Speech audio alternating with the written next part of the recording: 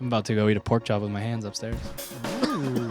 This week on the Misfit podcast, we discuss 15.3 plastic bags and your kids. that was creepy. 15.3 is burpees. a triplet. Dude, I'm right so far. The final movement in this tripartite is double unders. Shit, I guess that's second. I'm fucking close. The second I was second too. movement is I love it. wall Mustaches. ball. Oh, I'm fucking genius. You get it all? What was my last guess? Box jumps? And the first movement in Burpees. 15.3 Box is jumps. I hate it. Box jumps. muscle up. Yay. Oh, okay.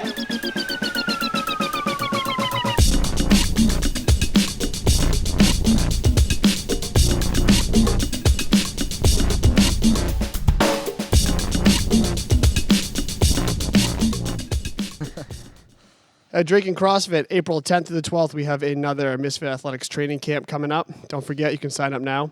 Link on our website. We have the camp hosting application also up on misfitathletics.com/host-a-camp. And hopefully that'll answer some of your questions. You can send us a little info about your gym and why you want to host one of our camps, and we'll choose a gym to go to. Hashtag #TeamMisfit2015, the campaign page.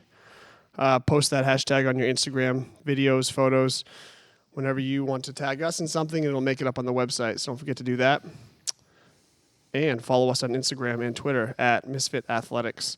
Also, the custom leaderboards are up, so continue to check the blog, and we will update those. Or they'll update them for us, actually. Yeah. We don't have to do anything else. Yeah. If we've forgotten you, we still adding names? Yep. If we'll post it again on Tuesday morning, and once again, if you're not on there, please make sure that you are on there. I don't know if you guys noticed, but Jen, the first lady of Misfit, is upset with you guys for not finding yourself on there. So It's basically like Team Mom, and Yeah. she's pissed.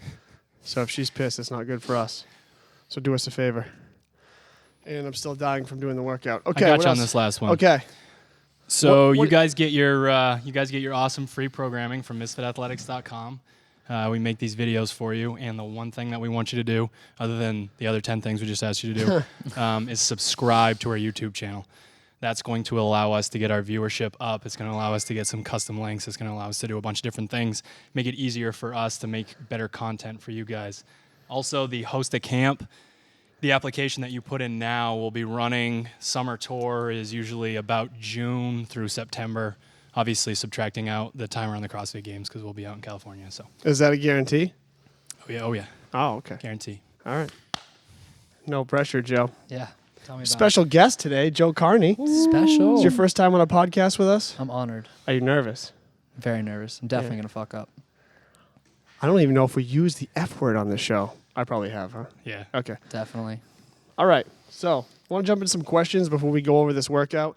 Give us a little more time to digest what we just did. We just went through 15.3, and it was fun, but it did kick my butt quite a bit. So, let's go over some questions, and maybe we can use that to recap our workout.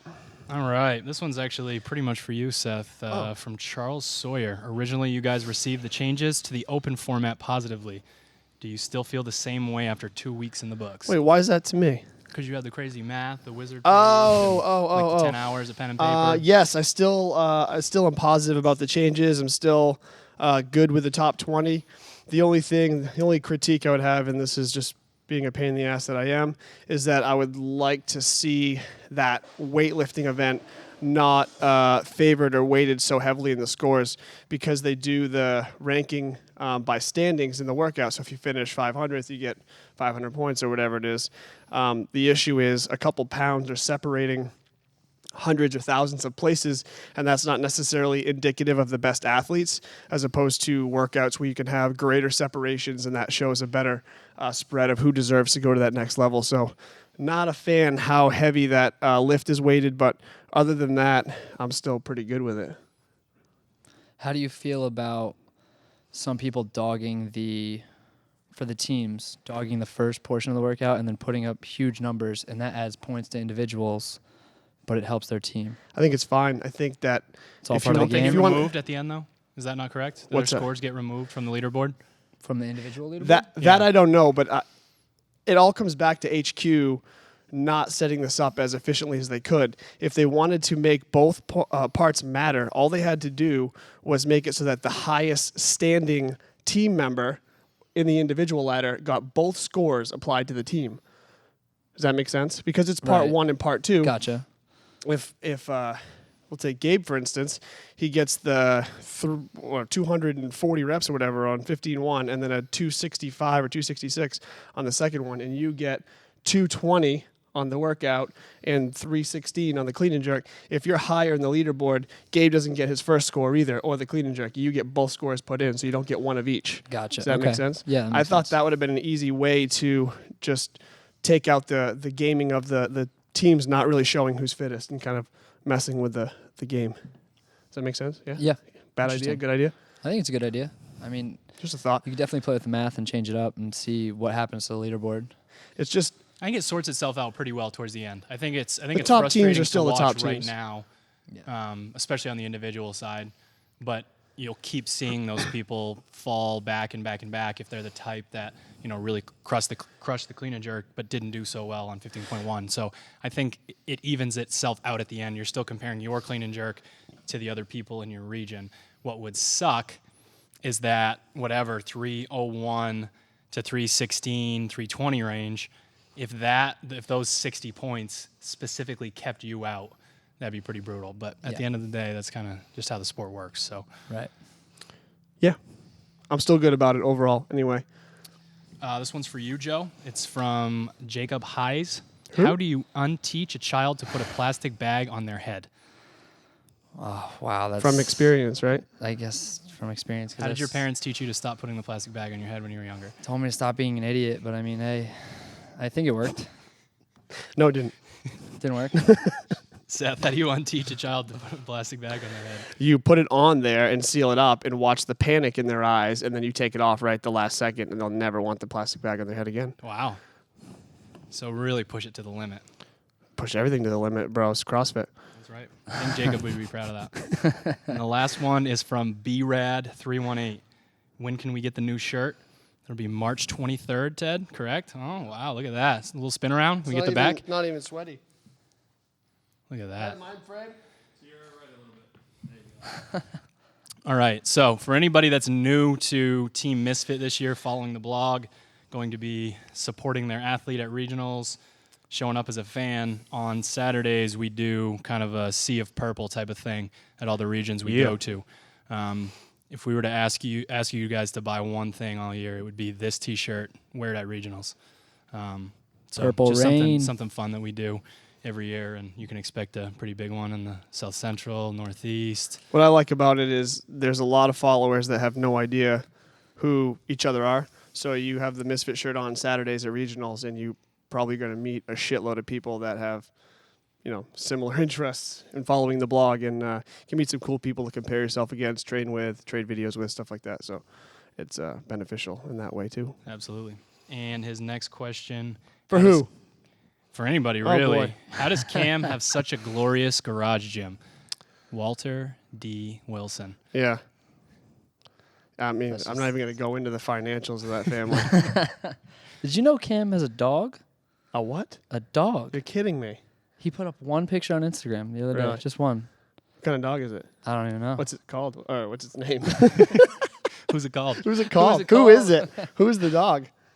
Achilles. Oh. So cool. Cam's coming to visit us pretty soon. You You going to be bring coming up? Are Achilles? you No. going to come visit? Finals. You have finals? Aren't I you do a professional schools. CrossFit I athlete? do all the schools. Wow. All right. I know Cody Disappointed. would. Much Cody disappointed. would skip his finals. to Cody train. loves school. I know that.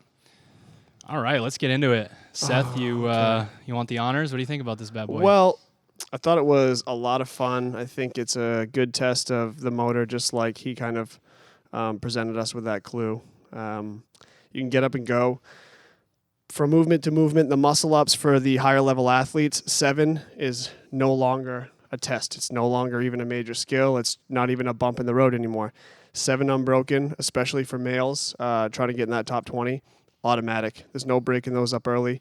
Maybe later if you get fired out of the cannon really fast and need to catch your breath, but 7 muscle ups at a time, not a thing anymore, right? Not a problem. I think it's worth taking an extra breath and And getting then all doing seven. seven, yeah. Probably. Yeah. Even for me, like I always brag about how terrible I am, the muscle-ups were not an issue. I got through 3 rounds of them, and they didn't slow me down at all. The wall balls, I broke them up quite a bit. I wish I took less rest between sets, and that's one place that I think the higher level guys can really make up time. I think you can do sets of wall balls. It'd be totally fine in this workout as long as you commit to that very short rest period. I don't think people need to come out of the workout and plan on shooting 50 wall balls unbroken and then trying to survive the 100 double unders. I know there are plenty of guys and girls out there that can do that, but again, this is 14 minutes, not 6 minutes, so I think you can break those up smart, very short rest, and it'll set you up for more success in the double unders. Yeah, I mean, double unders are double unders. 100's not that many for the people with good lungs. So, Yeah. what do you I think? agree.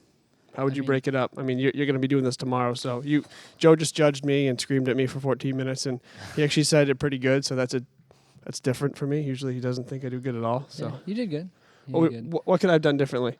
Definitely, like you said, less rest in the wall ball. You would put it down and then kind of just go to your misery place, bend over, and think you're in What? your little cave.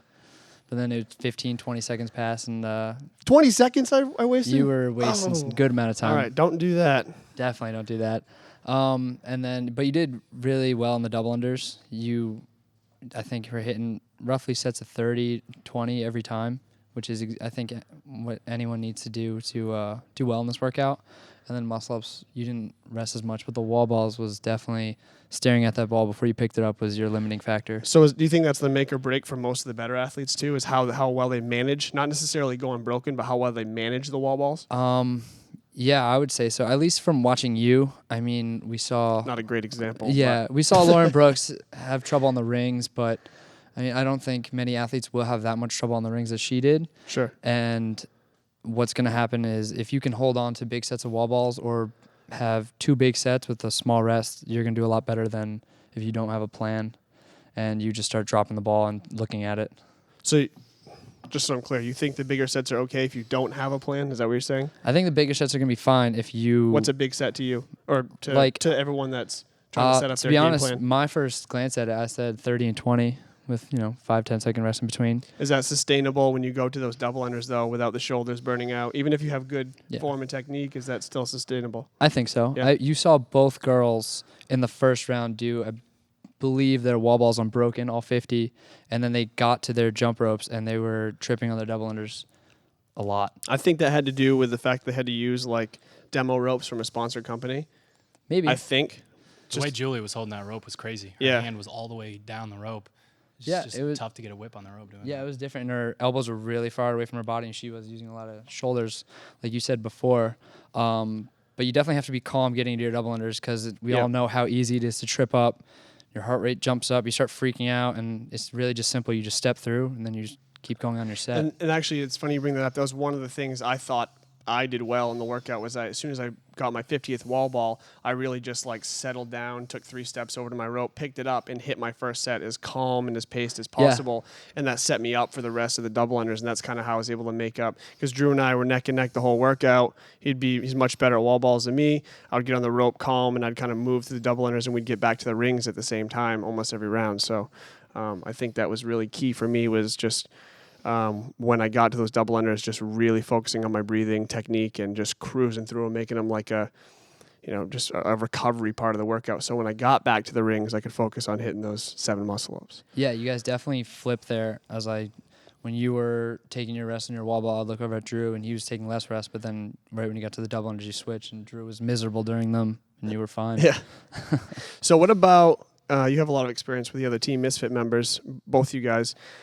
Someone who is kind of outrageous and is kind of sets very lofty goals for themselves, but they've been doing well, both Jordan and Travis. Like, I know in the back of their head they go, fuck it, I'm doing all of it unbroken the first I know round. they Like, are. I'm going to go as hard as I can.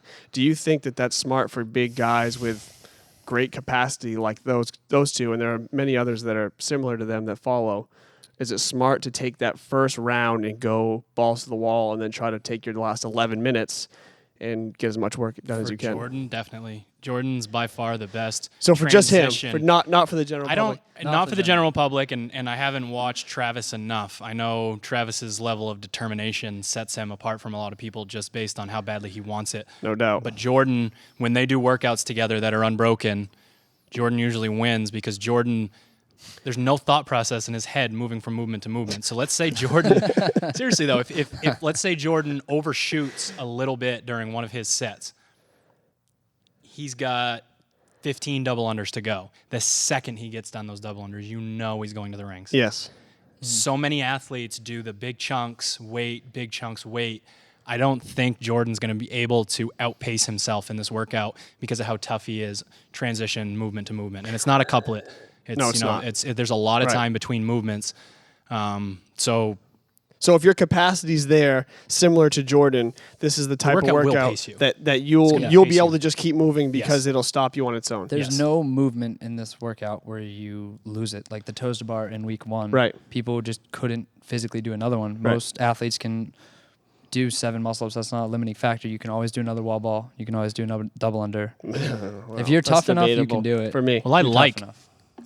all three of those movements. Yeah. And that's what's good about CrossFit is I hated the entire workout, even though I liked all three movements, because the way it was the bigger chunks of the wall balls into the double unders, I just couldn't get my heart rate down. There was absolutely nothing I could do. I tried smaller sets on the wall balls, trying to take deep breaths, all these different things. At the end of the day, I don't have the conditioning to do this. So it doesn't matter how heavy my front squat is or how much I like double unders when I'm fresh. Right. It did not translate to this workout. Luckily, most of the people watching this podcast didn't choose one of the other sexy programs. They chose Misfit and they put their work in this year. They did a lot of conditioning if they did. And it's not rocket science why when these type of workouts come out, our guys do really well in them. Right. Because they work and they work and they work and they work. And when it comes up, it's not going to surprise anybody. Simple. Just move. Keep going. Let's talk about a couple efficiency points in each movement just to kind of reinforce the good habits. What do people need to pay attention to the most in the muscle up? Probably opening up their hip. I mean, 7's not a big number, and people get away with kind of just swinging through the motion and pulling over the top of the ring with their arms. And you're just going to want to save your arms for the wall ball. I know your first set of muscle ups, you had a really muted hip Okay. in the beginning. I mean, I'm sure it didn't tax you on the first set of wall balls, but it probably Oh, it will did. later. Oh, it did. Oh, it did. Okay, so really focusing on the hip, opening the hip to get up over the ring. Yep. Kipping the dip as well. You don't want to be burning out this motion. Right. Right. Agreed. Similar to here, because you need those triceps and shoulders fresh on the wall ball. Agreed. To the wall ball, anything really to be concerned about? Everyone knows how to do a wall ball. Yeah, just bounce out of the bottom. I remember when I first started CrossFit, I would do almost I guess you could say a strict wall. I'd go down nice and slow and then slow up and then explode at the top when you can really just bounce your reps every time, and it's going to save you a lot of energy. What are your thoughts on the shoulders? So a couple different things with the shoulders. Some people do that short punchy throw. They go and they extend up and they kind of flick the ball out almost and they use their hip. Some people, like I prefer my athletes or people to do full reach, really finish that full range of motion, reaching Yeah. up with the ball. And then I don't care if they want to do that big swoop around and flush their shoulders out or whatever. It actually works pretty well for me after a while. But so just making sure that they reach all the way up. Is that something you do? Yeah, I think it's a matter of preference what you're comfortable with, but I do like extending my arms all the way up and letting go of the ball at the top, opening up my hip. And I think that's going to be a little bit more efficient. But if you're not comfortable doing it that way, then don't. What do you do? For me with the wall balls, because my arms do burn out and because I like to squat, I'll go a little bit wider with my feet so I don't hit rock bottom. I bounce as much as I can. But you and hit then the bottom of that really- wider squat. Yes. Yeah, So okay. so if you have the external rotation in your hips, you can still track your knees out. Or Right. you track your knees outside of your feet. You don't have that longer range of motion. And most of all, my last little burst, just like I do in thrusters, I really kind of throw my hips. You still got a little bit of an angle between your torso and your femur, and I really kind of try to punch my legs through or punch my hips through. And that allows me to, I almost short arm the ball a little bit when my arms get tired. Do you feel like you're jumping a little bit if you do that? Yes, in terms of maybe my heels leaving the ground, a half an inch or something like that. I don't necessarily jump because I feel like you're setting yourself up for some erratic behavior. And some quad failure. Exactly, but I definitely do towards the end, especially, really get that hip extension in there and try to use my legs a little bit more, because I know that my legs are going to be perfectly fine and the double under is going to be shoulders are breathing. So. And then the double under. So what's the efficiency tip you'd want to give everybody? I think we saw a little of the good and the bad tonight on the game show. Yeah, I think it's all about being calm and trying to breathe through double unders. I know a lot of people are going to get on the rope and try and speed through it because they're double unders, but they're not going to breathe, and then you're going to start tripping up. Just be calm, big chest, slow, deep breaths. Don't worry about counting in your own head. Let your judge worry about that, because I know doing that the whole time. When I get to the bigger numbers, I know I start just thinking about that more than the double under itself, and I start tripping up. So just be loose, breathe. That's why I keep switched to big random sets, because I was counting even sets in my head and I didn't want to keep doing that. So I just started doing random numbers and make you tell me where I was, because it was screwing me up thinking about counting them. And what about efficiency wise? The biggest thing that I see, training camps, affiliate class, anything, is when people really start to get into a rhythm in double unders when they first learn them, they're using their arm to rotate the handle.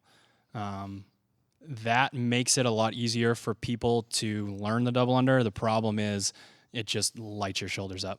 So if you're going from muscle up with the dip to wall ball, and then you're using your arms like that, you're really going to struggle. You can get a lot of really good rotation in your wrists. We're actually going to show a little clip for you guys, the difference between the two, and you can make a huge difference. And again, this is one of those really small things that you can make a change fairly instantly. It's something that I know that I learned maybe 2 years ago or so that completely changed my double unders. I went from, I could do the fresh set of, I don't know, back then maybe 50, which was awesome. Still pretty good. Yeah, and then I went to being able to do, with Gabe and the other guys being able to do, the close to the 100, and they were easier. It was more about my breathing then. And I know a lot of people burn out, so it's just something to think about. And obviously, this workout, if it is a burner, not being a spaz is huge. So a lot of people that are good at CrossFit are also good at spiking their heart rate for no good reason at all. So move through the movements fluidly, stay nice and tight, but stay calm. What do you think about breaking up the double unders? Planned, or just go until you kind of trip, then use that as your rest? I honestly think the workout's going to dictate that for people. Obviously your first set, if you go unbroken, it is what it is. I don't think that's going to screw you out of any, moving on. I think second and third sets, people are going to trip up a little bit just based on the breathing and the workout, and then it's going to be going for broke. So I really don't think that there's like a, back when there was Karen, like do this many and drop, do this many, whatever. I don't think it applies to the double unders. I think the workout's going to pace you.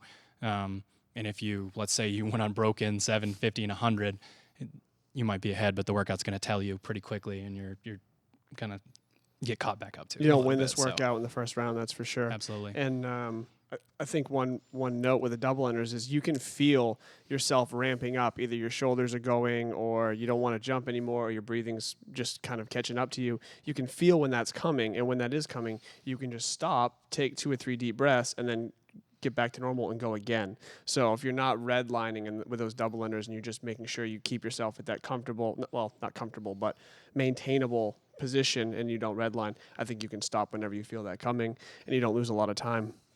And one thing I just want to add about this workout, this kind of goes back to that first question of how I felt about the changes to the open.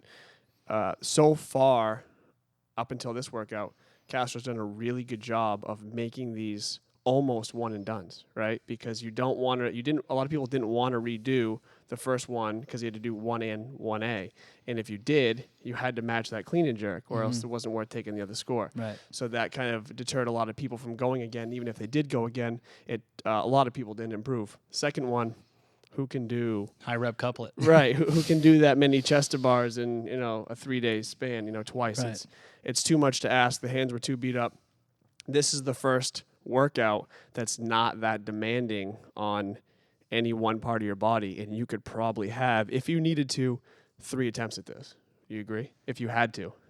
Although your score may not improve drastically, maybe you keep coming short of those double unders, and you need to make up 20 seconds to get to those double unders, because every rep of double under is just as valuable as one muscle up, right? When it comes to especially like team scores and Yep. stuff like that. Agreed. So I mean, I don't think this workout's going to beat you up at all. I don't think you're going Right. to rip on the muscle ups, but it's a good. The wall balls don't even really burn your legs. It's just more of speak for Yeah. yourself. I think it's a good judge of your capacity, your first go around, and if you are going to redo, I don't think you're going to get that much better. Or I don't know where you're going to, unless you really mess up something, trip up on your double unders too much or break your wall balls too much. I don't think you're going to find that much extra time. 'Cause Maybe it's a not good test. capacity wise, but people almost always improve in workouts like this because they figure out a strategy that would Right. have improved their performance throughout. And that's why people improve the most. It's because they figure the workout out, not because they have got this newfound capacity or newfound skill. It's always because they figured something out about the workout and they're able to pace it better. And that's what we saw a lot in the chipper last year, was people were improving because they were figuring out how to break things up better because it was such think a about mess. think about where he was, right? So he redoes it. He knows I have to push through 9 more wall balls. He runs over and grabs his rope. We could be talking about a lot of reps there. Right. Yeah. You could be Exactly. talking about 20, just do 9 more wall balls, go all out, 20 double unders. He knows exactly what it feels like. He knows exactly how hard to push. He just knows when that 2-minute mark hits, he's got to be able to do 9 more wall balls. He knows what his sets were, all that different Right. stuff. So Yeah, that would have been huge for me in this had I known. Yeah. Yeah. If I gave myself 30 more seconds over the course of 14 minutes, I'd be 50 or 50 plus reps better. right. So Maybe- yeah. So and you that get a good strategy going. right, and I think maybe more so than individuals, that applies to the team score because there's going to be lots of females that fight through that first set of 7 muscle ups, get through everything, come back, and they're doing slow singles and whatever. So if you got some people that are crushing muscle ups, male or female, and they're adding 70 reps of double under because they get back to that rope, it's huge. It's huge. One guy can carry, someone that's not quite as efficient in those movements. Agreed. Yeah. Gabe, you're going to have to carry our gym with all those double unders. He's got it. So that's about it for that. It is. I Pretty mean, simple. when we Straightforward. Yeah. set out to do this podcast, we talked a little bit about just the type of message we wanted to send on it, whether we were going to sit around and write up gimmicks on the board and talk about all that different stuff.